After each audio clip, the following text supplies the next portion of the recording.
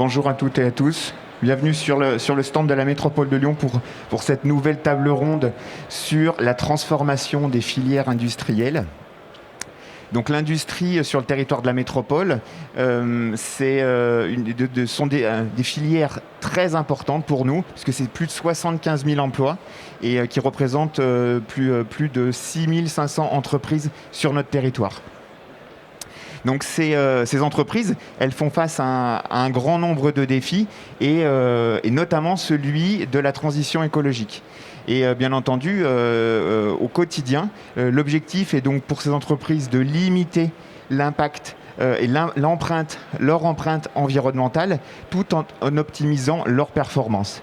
Et nous, à la Métropole de Lyon, on a fait le choix d'accompagner ces entreprises pour qu'elles ne se retrouvent pas seules vis-à-vis de cet enjeu, et notamment dans l'utilisation des outils numériques.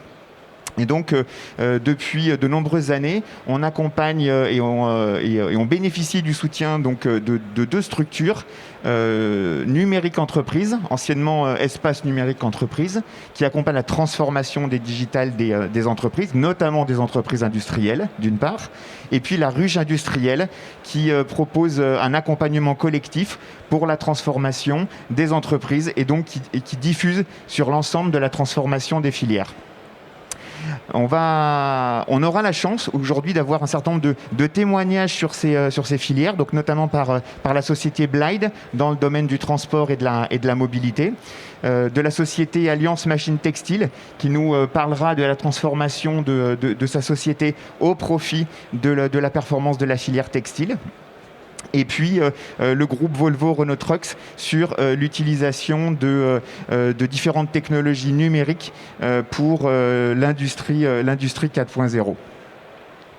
Donc ce que je vous propose, c'est de vous confier dans les mains experts de nos deux animateurs de cette conférence. Donc Alban Carnavos, qui est chef de projet usine numérique régionale au sein de Numérique Entreprise et Numérique, et puis Camille Besson, qui est chef de projet au sein de la Ruche Industrielle. Donc effectivement, je m'appelle Alban Carnavos, je suis chef de projet chez Entreprise et Numérique. Je vais rapidement vous présenter cette structure qui existe depuis 2003 et qui a été créée à l'initiative de la métropole de Lyon et de la région Auvergne-Rhône-Alpes et avec des acteurs économiques comme membres fondateurs de cette structure et dont l'objet est d'accompagner des entreprises depuis donc 2003 dans la transformation numérique et principalement des entreprises du secteur industriel. Je vous laisserai consulter notre site web www.ene.fr pour bien comprendre les types d'accompagnement. Grosso modo, on a 3 catégories. L'information autour des enjeux du numérique et ce que ça peut apporter quels sont les leviers de transformation pour une industrie. L'accompagnement de projet, on aura 2 exemples aujourd'hui d'entreprises accompagnées par l'ENE autour de l'Internet industriel des objets. Et puis enfin, l'expérimentation, ce qu'on a appelé l'expérimentation, c'est permettre à des entreprises d'évaluer des technologies numériques ou des procédés innovants avant d'investir. Voilà, ce sont les 3 types d'accompagnement que l'on propose dans le cadre d'un programme dédié qui s'appelle Usine numérique régionale. Donc à la fois l'évaluation de logiciels métiers, la réalisation de démonstrateurs et des actions autour de la cybersécurité des systèmes industriels. Je focalise juste parce que c'est le sujet, en fin de compte. On parle de la transformation des filières industrielles. On remarque, nous, depuis quelques années, que l'Internet industriel des objets est un levier de transformation de l'industrie. Et pour ce faire, on a répondu à cette attente des industriels en créant une plateforme spécifique qui s'appelle UNR Connect, dont l'objectif est de permettre à des industriels, comme c'est le cas des 2 entreprises à qui je vais passer la parole, d'évaluer la pertinence d'un projet d'Internet industriel des objets sur 3 volets. Un volet atelier connecté, un volet produit et un volet lié à l'environnement. L'idée étant de conjuguer deux facettes de la performance, à la fois la performance industrielle et la performance environnementale. C'est une réponse aux enjeux environnementaux. Et l'idée sous-jacente, c'est de permettre à ces entreprises de quantifier les gains sur un domaine qui n'est pas encore, qui n'est pas mature, pour lequel, et c'est ce qu'on va voir ensemble, on n'a pas encore de retour d'expérience quantifiable. Et donc, on va permettre à des CA industriels de mieux comprendre ce que ça implique. Voilà, ça c'est un peu d'autopromo. Donc si vous avez des projets de ce type-là, n'hésitez pas à nous contacter par intermédiaire de notre site internet www.lene.fr. Voilà, j'en ai fini pour la présentation un peu officielle de l'ENE. Maintenant, je vais passer la parole à David Godino, qui je vais le laisser se présenter, je ne vais pas le présenter à sa place, qui est PDG de Alliance Machine Textile et avec qui nous avons collaboré dans le cadre d'un projet de connexion d'une machine spéciale dans le domaine textile. Et David va vous expliquer les raisons qui l'ont poussé à se lancer dans un tel projet et puis la manière dont il a procédé pour y arriver. Bonjour à toutes et tous. Donc, je m'appelle David Godino, je suis le président d'Alliance Machine Textile. Merci au Grand Lyon de m'accueillir pour vous présenter un petit peu nos activités et pourquoi nous sommes partis sur l'Internet des objets et la connectivité pour faire la promotion de nos activités sur la performance de nos machines, mais aussi sur le savoir-faire de nos clients. Donc quelques mots sur notre domaine d'intervention, puisque notre société Alliance Machine Textile, une société qui a un peu plus de 35 ans, on est héritier des marques historiques de la machine de teinture, les marques Béné, les marques Durand. Et donc moi j'ai repris Alliance Machine Textile il y a à peu près 3 ans maintenant. On est actif au niveau du secteur textile, qui est un secteur extrêmement vaste, extrêmement large. Sur la partie ennoblissement, c'est-à-dire la partie teinture, finition, sachant qu'il y a tout un tas de segments de marché qui sont bien plus larges que l'ennoblissement. La France a découvert qu'elle avait une industrie textile à l'occasion de la production de masques l'année passée. Il y a un marché européen, et même si une grosse partie des volumes étaient partis au Maghreb et également en Asie du Sud-Est, puis en Asie du Sud-Est, il y a un certain nombre de mouvements, de reflux qui nous permettent d'être très, très optimistes sur l'activité et d'autre part sur l'efficience de nos clients qui travaillent chaque jour pour réduire leur empreinte environnementale, à la fois d'un point de vue exigence réglementaire, mais également d'un point de vue économique, et c'est ce qu'on va essayer de voir aussi, c'est que la performance écologique, elle a une rentabilité, et c'est ce qui est intéressant de souligner. Donc la partie teinture, c'est tout ce qui va permettre de donner la partie couleur sur la teinture pièce. Il y a différentes technologies de teinture. Nous, c'est de la teinture pièce, c'est des mètres et des mètres de tissu qui rentrent dans les machines et qui vont donner la teinture qui doit résister aux UV, qui doit résister au lavage. Et donc, si vous avez des tissus qui se délavent très vite et qui, au bout de 2 lavages, sont complètement délavés, c'est que vous les avez vraisemblablement achetés sur quelqu'un qui les teinte avec de mauvais produits sur de mauvaises machines. Alors, nous, ce qui nous intéresse, c'est la Rotor AP+ aéro connectée. Donc, c'est une technologie que l'on maîtrise. La Rotora, c'est de la teinture sur en souple. Et en fait, on s'est dit, c'est une machine qui est éco-efficiente, que l'on améliore à chaque version pour la rendre encore plus éco-efficiente. C'est-à-dire qu'on va réduire la quantité d'eau qui est nécessaire pour teinter 1 kg de tissu. Si vous mettez 1000 kg de tissu dans un batch et que vous utilisez 1000 litres d'eau, vous allez avoir un rapport de bain de 1. C'est excellent. Historiquement, les rapports de bain étaient 20, 15, 12. Aujourd'hui, sur cette machine, on a des rapports de bain de 3. C'est-à-dire qu'on va utiliser 3 fois la quantité d'eau par rapport à la quantité de tissu traité. Et c'est des ratios qui sont extrêmement intéressants parce que l'eau qui est utilisée dans la teinture, c'est d'une part une énergie fossile pour créer de la vapeur qui va chauffer l'eau. On travaille sur des équipements sous pression à 130 degrés et donc il faut beaucoup de vapeur et donc beaucoup de gaz naturel pour chauffer cette eau. D'autre part, c'est de la ressource en eau, c'est de la génération de déchets parce que les bains de teinture partent ensuite en traitement dans les stations spécialisées, soit du client si c'est des grosses teintures, soit sur les plateformes collectives pour les petites teintures. Et puis c'est aussi, et c'est là que c'est intéressant sur la dimension économique, c'est des produits auxiliaires de teinture, c'est-à-dire des produits chimiques qui vont permettre aux pigments de se fixer durablement sur la matière. Et ces produits auxiliaires de teinture, c'est des produits chimiques qui sont en concentration. Plus on met d'eau, plus il faut mettre de produits chimiques. Et donc, réduire le rapport de bain de 1,5 à 1,3, derrière vous allez voir, permet de faire des économies substantielles, de contribuer à la décarbonisation de l'industrie textile. Ils ont dit qu'il faut impérativement partager cette information, puisque historiquement les machines sont automatisées, mais l'information elle est disponible sur le panel de la machine. Et on s'est dit, grâce à la connectivité, et c'est là qu'on rejoint le dispositif et le travail qu'on a réalisé en partenariat avec IoT Express sous le patronage de l'ENE, c'est qu'on s'est dit connectons cette machine et rendons-la visiblement éco-efficiente.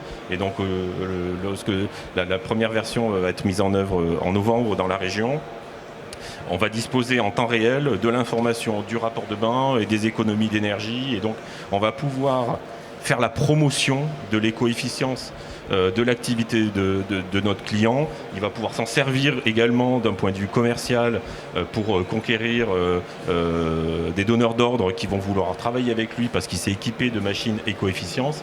Et donc à la fin, lorsque la machine éco-efficiente est connectée, et donc on va retrouver les différentes étapes de l'IoT, la collecte, le stockage, l'analyse et l'exploitation, et bien finalement, qu'est-ce qu'on obtient ? On obtient des choses assez intéressantes, puisque finalement, des métriques. On s'est basé sur l'usine de notre client, donc c'est une teinture plutôt de taille moyenne. Finalement, on se rend compte que cette machine, et il a une vingtaine de machines dans son parc, donc on parle de 7 machines sur un an sur une production normale, on va économiser l'énergie équivalente à peu près à 4 vols Paris-Pékin. En A340, c'est 6000 MW et c'est 2500 tonnes de CO2. Alors, je n'ai pas mis la dimension eau, puisqu'on était sur le thème de la décarbonatation, donc c'est pour ça qu'on arrive aux 2500 tonnes de CO2, mais c'est aussi 36 piscines olympiques. Aujourd'hui, on entend bien quel a été le moteur. Si je reviens sur la genèse du projet, le moteur, ça a été de répondre à une attente client. Ça a été de lui faire bénéficier d'informations dont vous disposiez déjà au sein de vos machines. C'était le moteur, améliorer votre process. Le moteur, c'est la promotion de la qualité de son travail avec des machines éco-efficientes. Et c'est de le vouloir ouvrir un peu la boîte de Pandore. Et notre industrie textile travaille depuis des décennies à s'améliorer, à répondre aux exigences réglementaires, travaille avec des procédés qui sont de plus en plus propres. Faisons-le savoir. On est très loin de l'image d'Épinal. Je pense que si je vous parle de teinture textile, vous fermez les yeux et vous voyez tous un petit Bangladeshi qui va touiller dans une piscine pleine d'eau avec l'eau qui va tomber dans la rivière. Je ne dis pas qu'il y a des décennies, ça n'a pas commencé comme ça en France, mais ça n'a plus rien à voir avec ce qui se fait aujourd'hui. On a des acteurs qui sont responsables, contrôlés, qui respectent les règles, et on a une industrie textile qui travaille très fort, très dur pour répondre aux exigences et pour avoir des parts de marché et faire revenir les donneurs d'ordre. Donc, des machines éco-efficientes, elles servent ce bénéfice de reconquérir des volumes, des parts de marché avec des acteurs qui travaillent chaque jour pour vous fournir à la fois de l'habillement, mais aussi de l'ameublement ou des textiles techniques, puisque c'est les 3 activités de nos clients qui sont fabriqués en France avec des produits de qualité, avec des composants respectueux de l'environnement, qui vont être durables, qui de plus en plus maintenant sont recyclés, puisque toutes les filières de recyclage textile se mettent en place également. Et donc voilà, je suis fier de présider Alliance, je suis fier de servir l'industrie textile qui a beaucoup de valeur ajoutée et beaucoup de choses à démontrer. Et donc là, dans le cadre de ce projet, vous avez embarqué un client qui concrètement qui va jouer le jeu, parce qu'on comprend bien que Là, vous allez un petit peu essuyer les plâtres parce que c'est nouveau, c'est cette dimension de connectivité des machines. Vous le faisiez déjà pour certaines de vos machines, mais là, on franchit un pas supplémentaire. Tout à fait. En fait, on l'a embarqué avec nous en lui disant, ben voilà, tu vas pouvoir t'en servir nous, toi, tu vas pouvoir t'en servir pour faire la promotion de tes activités et conquérir des parts de marché parce que tu travailles propre. En ayant de la donnée fiable, native, générée par la machine, sans que tu aies d'intervention à bidouiller des chiffres ou des choses comme ça. C'est la machine qui va mettre à disposition l'information par l'intermédiaire de cette solution de connectivité. Et donc, il est enthousiaste, il attend avec impatience la livraison de la machine pour pouvoir commencer à faire des économies et à s'en servir pour servir ses clients. Donc, juste pour c'est un acteur qui est à 45 km d'ici. Et dont vous nous donnerez le nom une fois que... Dès qu'on l'aura mise en œuvre, on essaiera de faire de la communication à ce sujet. Donc ok, on prend date, comme ça l'idée ce sera aussi peut-être d'avoir ce retour d'expérience côté client, parce que là vous vous positionnez comme fournisseur de solutions, finalement, offreur de solutions à la fois de machines spéciales, mais aussi d'une brique de connectivité qui est nouvelle. Donc voilà, donc on prend date, peut-être qu'on aura l'occasion d'en discuter avec votre client. Avec plaisir.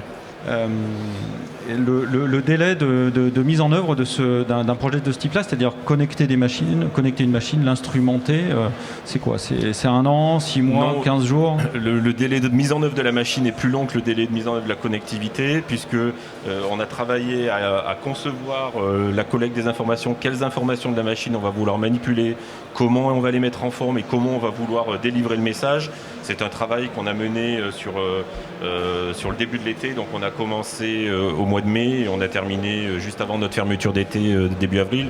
Donc c'est un projet qu'on a mis en œuvre sur 3 mois en ayant profité de ce qu'on avait fait également avec votre aide sur une autre de mes activités.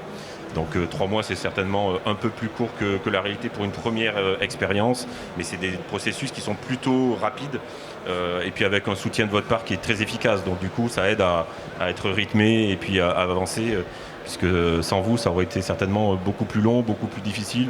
Vous avez fait tout un travail d'identification de partenaires technologiques avec qui travailler, donc ça c'est extrêmement facilitant pour démarrer. On a besoin d'être bon au premier coup et grâce à vous et avec les partenaires que vous avez présentés, on a pu travailler dans ce sens-là. Tout le monde vous remercie, les partenaires et nous également.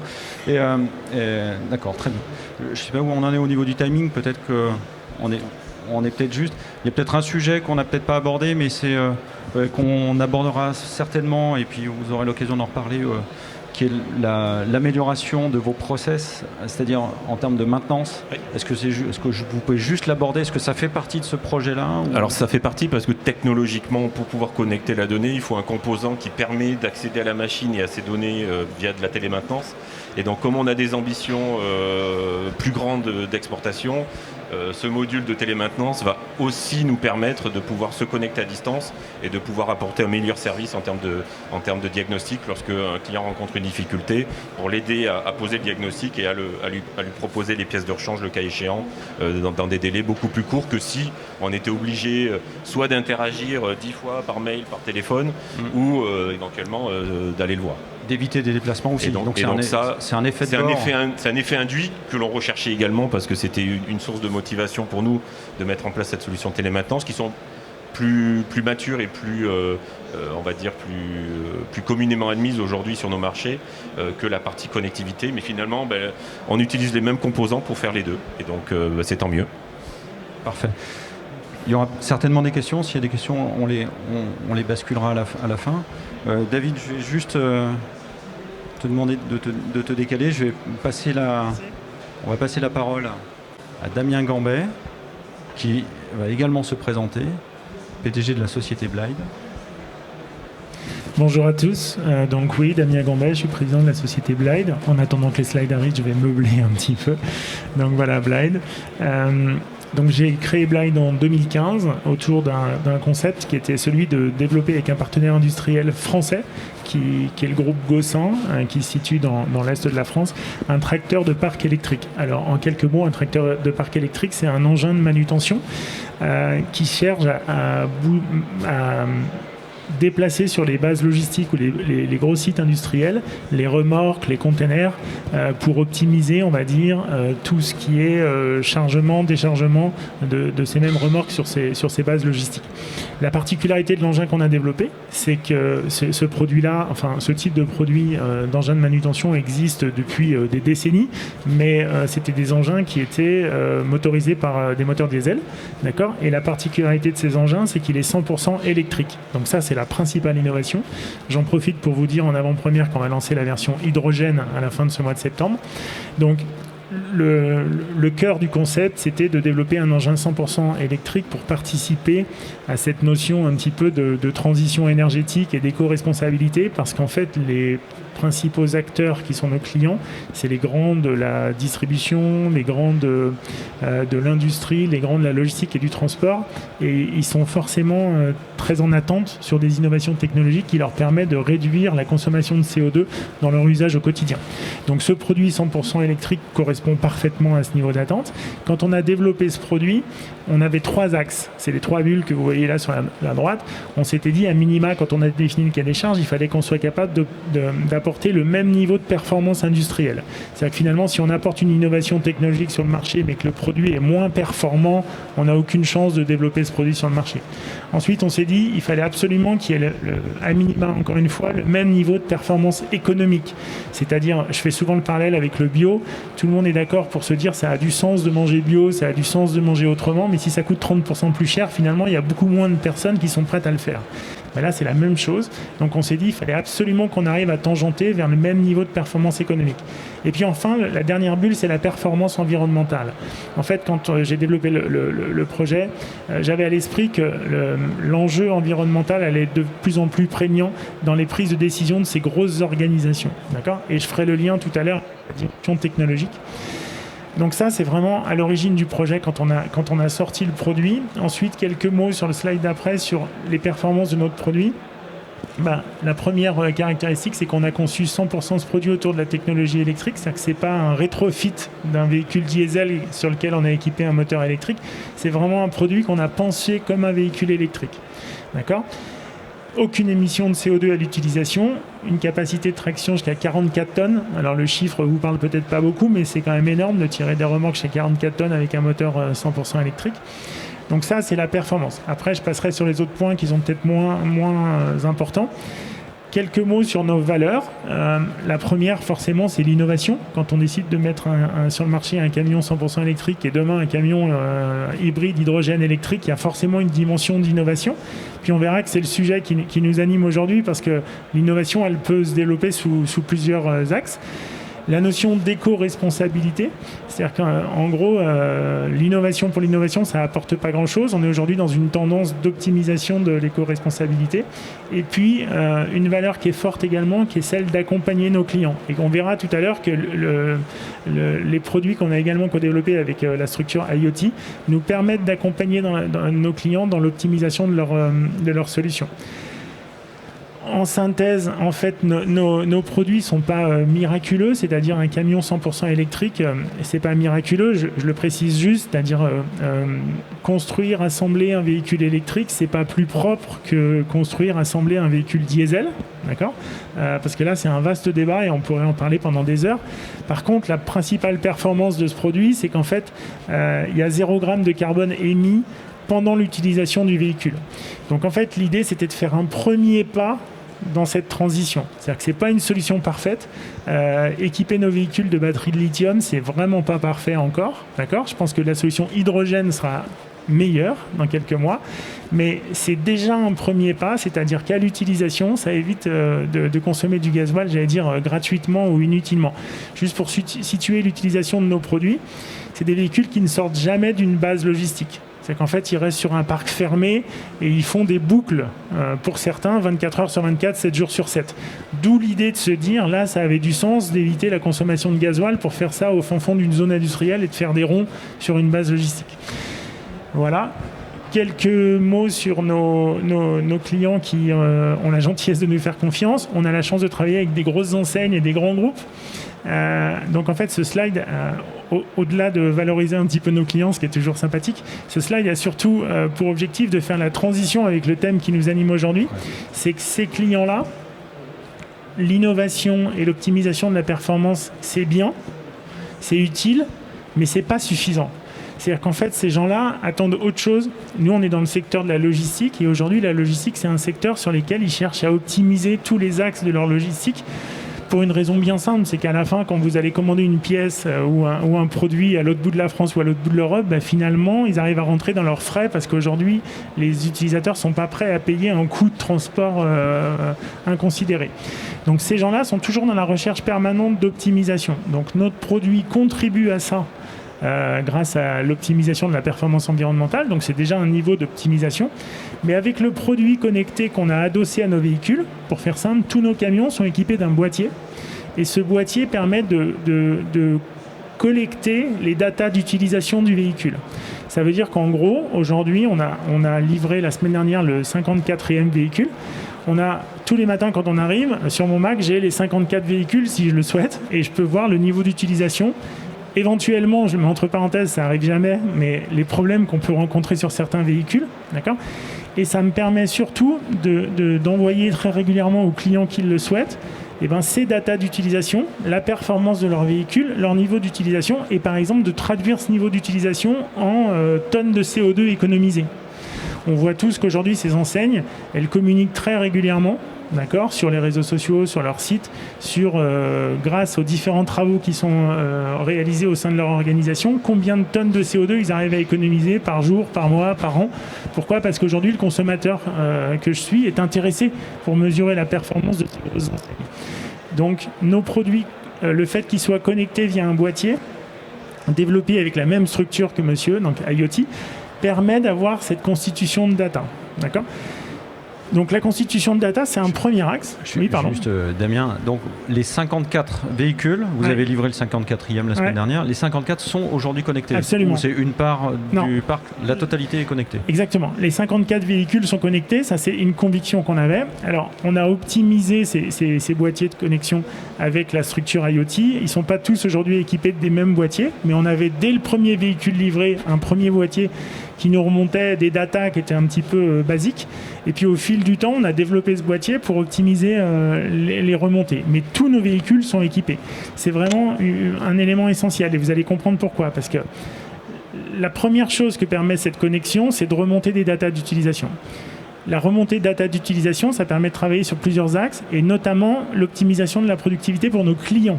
C'est-à-dire qu'en gros, nos camions sont utilisés pour une activité qui s'appelle la gestion de cours. La gestion de cours, c'est le mouvement des remorques et des containers sur ces bases logistiques. C'est une activité qui, culturellement, est très orale. Ça veut dire qu'il y a un chauffeur qui conduit ses camions, il y a un service exploitation qui va lui donner un ordre de mission, oralement, et puis il va aller prendre la remorque et il va aller la bouger sur un quai. Le fait de connecter ces véhicules et de constituer de la data, ça permet de passer de la culture orale à traduire cette culture orale avec des éléments un petit peu factuels. Donc par exemple, vous voyez que des enseignes comme Leroy Merlin, on a tous entendu l'augmentation très significative de l'activité chez Leroy Merlin pendant la période de confinement, parce que tout le monde en a profité pour s'équiper et puis faire autre chose. Typiquement, ça a permis de mesurer l'augmentation de l'utilisation des tracteurs sur des pics d'activité. Et le fait de mesurer et d'apporter de la traçabilité, ça permet d'optimiser l'organisation pour le client, parce qu'il peut augmenter son niveau d'équipement, il peut augmenter ses effectifs en ressources humaines pour gérer la charge, et ainsi de suite. Donc ça, c'est un premier axe qui est très important parce que ça permet de passer de la culture orale à une culture un peu plus factuelle, un peu plus mesurable et donc mettre en place des actions d'optimisation. Donc ça permet de concrétiser, de formaliser ce qui était jusqu'à présent indicible, quoi. Exactement, parce que la limite de la culture orale, c'est qu'à la fin, tout le monde a raison, mais on n'en tire pas grand-chose. Un élément factuel sur tant d'heures d'utilisation, tant de kilomètres réalisés, tant de tractions faites, c'est très factuel et c'est mesurable. Et c'est indiscutable. Donc ça, c'est une vraie rupture qu'on a apportée parce que sur cette activité, en fait, on n'avait pas cette remontée de data. Donc ça, c'est le premier axe. Le deuxième axe, là, pour le coup, c'est que ça permet de traduire des heures d'utilisation et ça nous permet tous les mois, nous, de communiquer à nos clients le niveau de CO2 économisé. Pourquoi ? Parce qu'en fait, on est capable de faire le parallèle avec le même véhicule en diesel. On sait qu'un véhicule diesel consomme entre 8 et 10 litres de gasoil par heure. Donc en fonction du nombre d'heures cumulées, on multiplie ça par un nombre de litres de diesel et on traduit ça en tonnes de CO2 économisées. Donc ça, c'est important pour l'axe communication, mais compte tenu de la nature de ces enseignes, c'est vraiment quelque chose d'important. Et puis le dernier point, qui est aujourd'hui plus important pour nous que pour le marché, parce qu'on n'a pas encore, ce que je disais tout à l'heure, réussi à traduire ça véritablement en valeur, mais on a pour objectif d'optimiser la maintenance et de faire de la maintenance prédictive. C'est-à-dire le fait de connecter des données d'utilisation sur nos véhicules, ça nous permet d'optimiser la maintenance et d'anticiper des futures pannes possibles.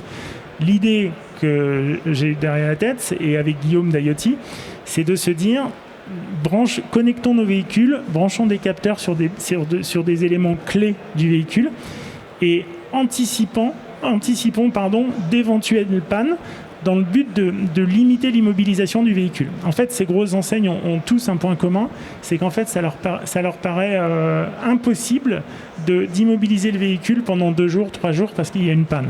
Alors ça arrive, on est comme tout le monde, on a quelques pannes certaines fois sur nos véhicules, c'est la vraie vie, mais l'idée c'est de réduire ces durées d'immobilisation. Et le fait de connecter nos véhicules via des boîtiers, ça permet de travailler là-dessus.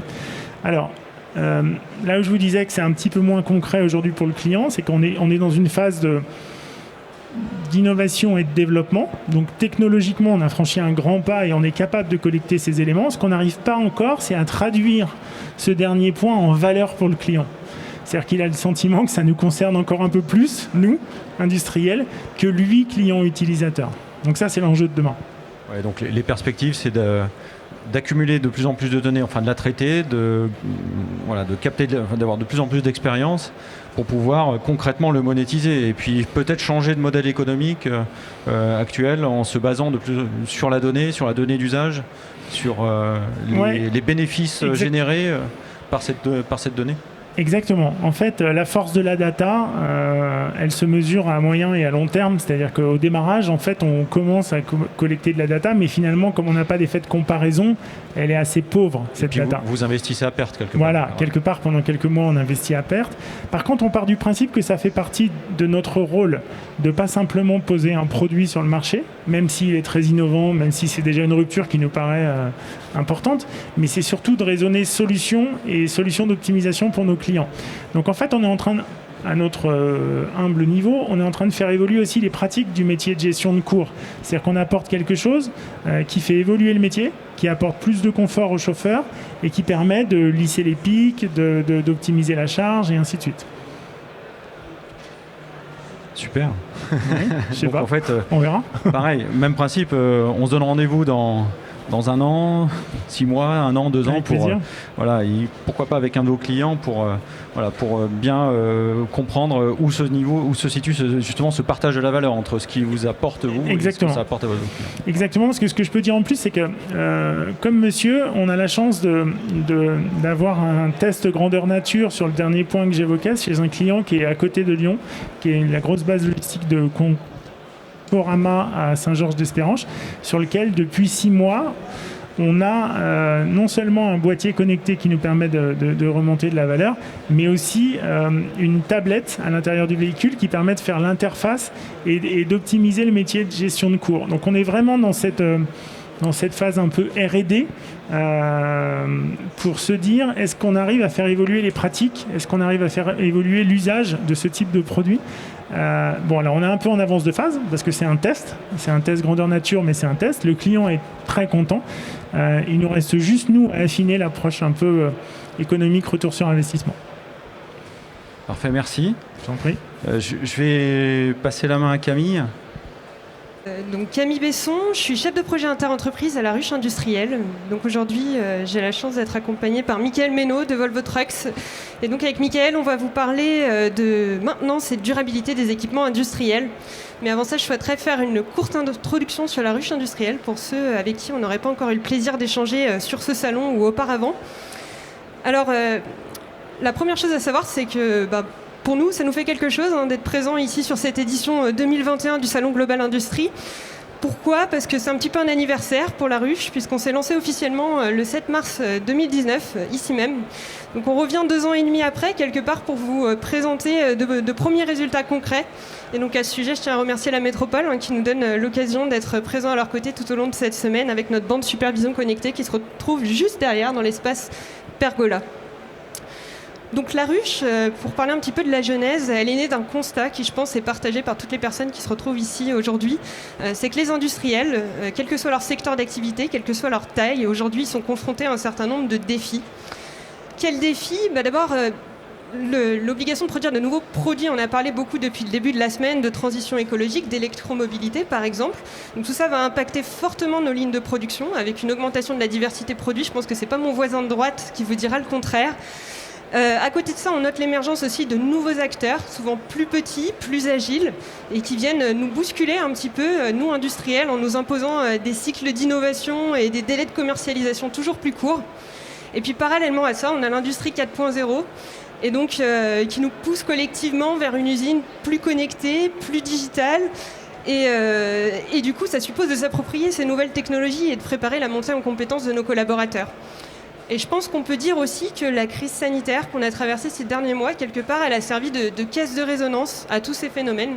Et que se transformer, c'était déjà important hier, mais aujourd'hui, ça devient vraiment un enjeu de survie. La question qui se pose, c'est se transformer vers quoi ? Et puis de se transformer surtout comment ? Et cette double question, quand on se la pose tout seul, ça peut être un vrai casse-tête. Et nous, à la ruche, on a la conviction que la meilleure façon d'y répondre, c'est de se mettre à plusieurs autour de la table. Donc, la ruche industrielle, nous, on est une association loi 1901 qui a été créée par 7 industriels de la région lyonnaise, la métropole de Lyon et l'INSA Lyon. Vous voyez derrière moi ce que j'aime appeler la photo de famille. Une famille qui s'agrandit, avec notamment l'arrivée du groupe SEB et du groupe Montabert, pour ne citer que les plus récents. Et donc, la mission de la ruche, c'est d'accompagner la transformation 4.0 des entreprises industrielles en leur proposant de réaliser des projets en mode collaboratif. Et donc la question que je posais tout à l'heure en introduction, c'est finalement se transformer vers quoi ? Nous, on a un premier élément de réponse à la ruche. On pense qu'il faut aller vers une industrie plus durable et décarbonée, vers une industrie plus performante, évidemment, mais aussi plus attractive, parce qu'on a un vrai sujet d'attraction et de rétention des talents, et aussi ancrée dans son écosystème. Et c'est tout le sens aussi de notre présence ici aujourd'hui sur le stand de la métropole.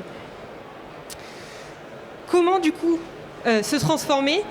Nous, ce qu'on propose à nos industriels, quelque part, c'est de venir à la ruche et de mettre en commun leurs questions, leurs irritants, ce qu'on appelle le caillou dans la chaussure, le problème qui empêche de dormir la nuit, de les mettre en commun et de les adresser dans le cadre de projets en interentreprise.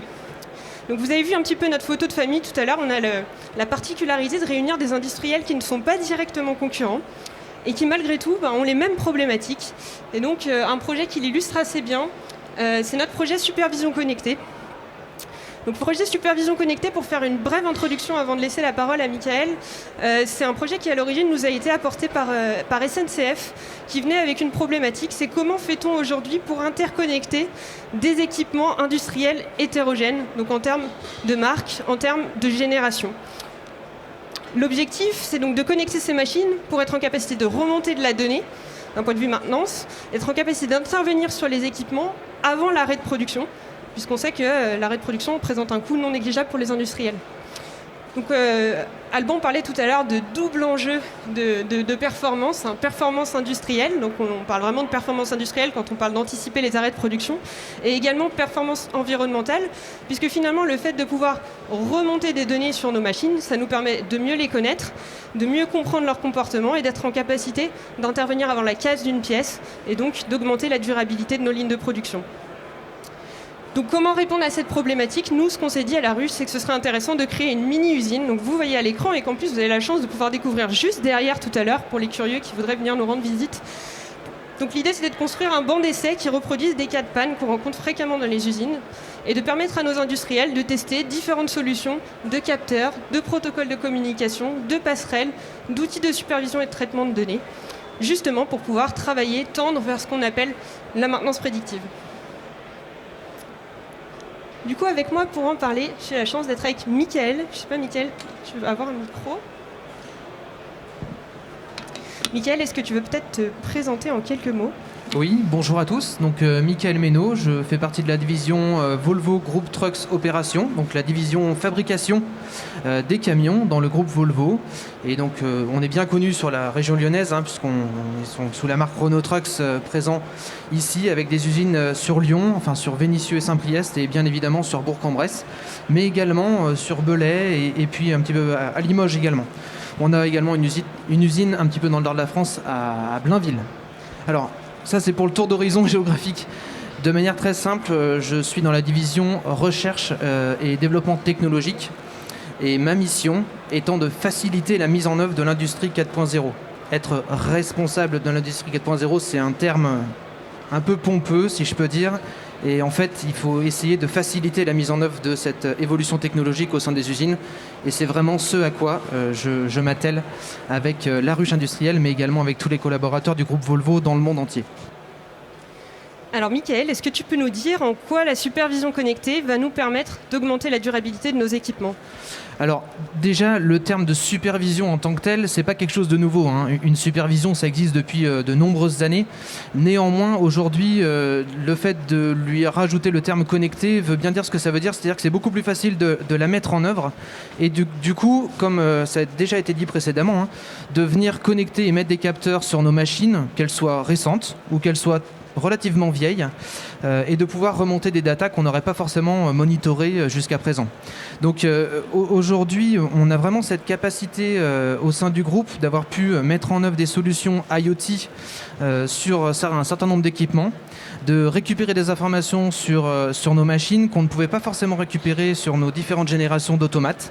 Des automates qui peuvent être vieillissants ou des automates qui sont plutôt assez fermés avec des protocoles de communication assez complexes ou alors nécessitant des demandes d'intégration, des demandes de modification machine qui ne sont pas toujours autorisées par le fabricant de la machine lui-même.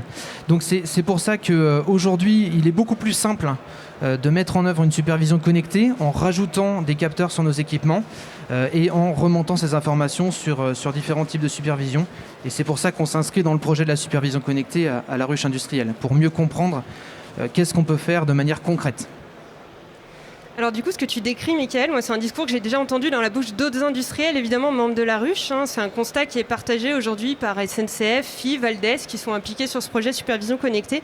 Est-ce que tu peux nous dire quel est l'intérêt pour toi d'adresser ces problématiques en inter-entreprise à l'échelle de la filière métier de la maintenance industrielle quelque part ?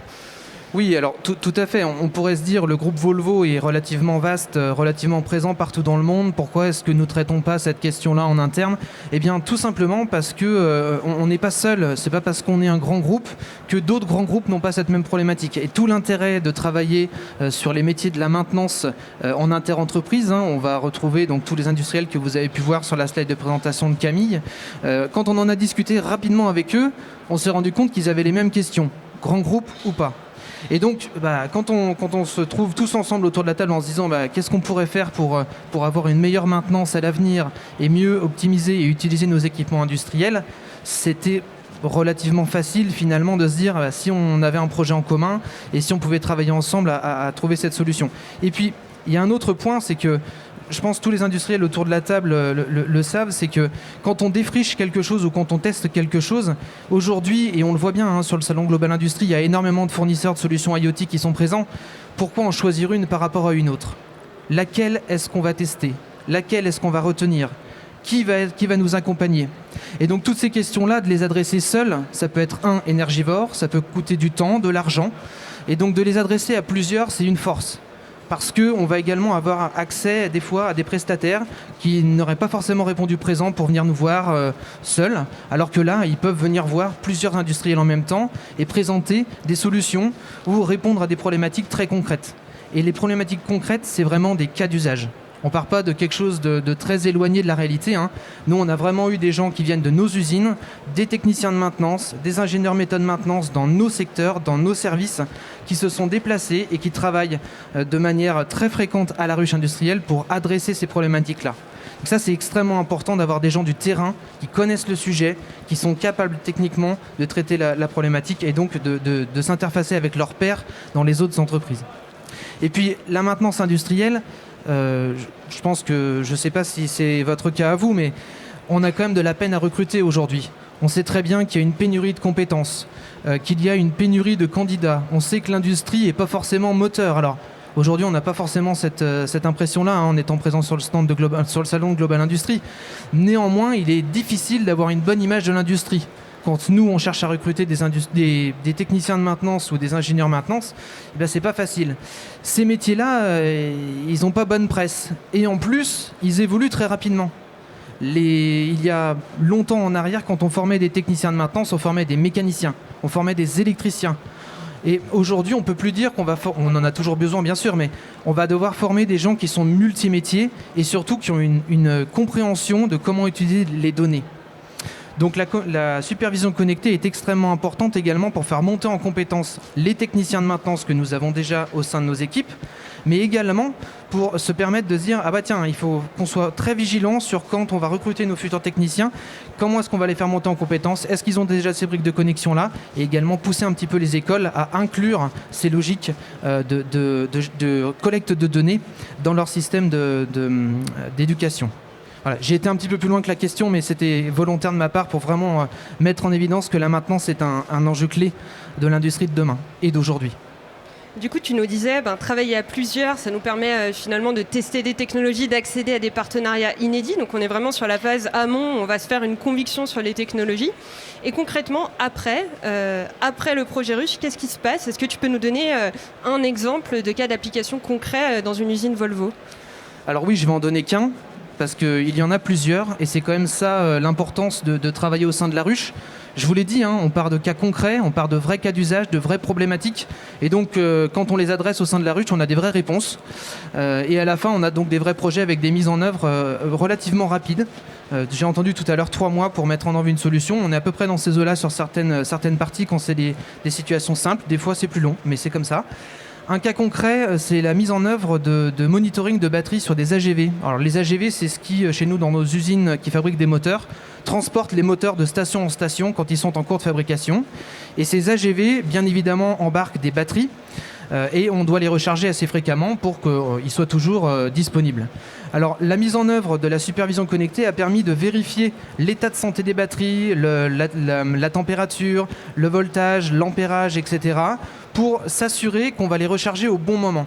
Et là, c'est là où l'enjeu environnemental est important, parce qu'on pourrait se dire, bien sûr, en tant qu'industriel, nous, l'importance, c'est que nos AGV soient toujours disponibles et qu'ils soient toujours en ordre de marche. Bien évidemment que c'est une question ultra importante.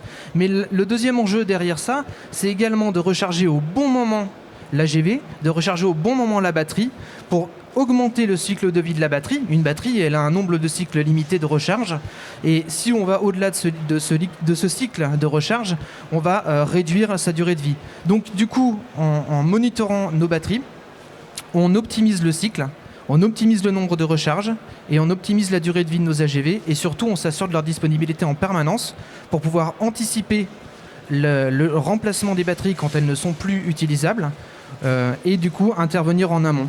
Et ça, c'est extrêmement important. Il y a vraiment ces deux notions-là, maintenabilité, utilisation de manière optimale, mais également l'aspect environnemental derrière ce sujet-là pour limiter notre empreinte en utilisation de batterie. Merci beaucoup, Mickaël. On aurait encore beaucoup d'exemples à donner, mais le temps est compté et nous pousse à la synthèse. Si vous voulez prolonger la discussion, n'hésitez surtout pas. On est dans l'espace Pergola, juste derrière, et vous pourrez voir notre machine et nos outils en fonctionnement. Merci à tous pour ces témoignages inspirants à l'interface entre la performance industrielle, économique et environnementale. Je voudrais simplement terminer effectivement par un rappel. Vous pouvez retrouver le banc de supervision connecté de la ruche industrielle juste derrière sur notre stand. Et puis une information, dans une dizaine de minutes, nous aurons sur le stand de la métropole une table ronde sur l'économie circulaire dans l'industrie. Donc je vous invite à y participer et à rester avec nous. Merci à tous.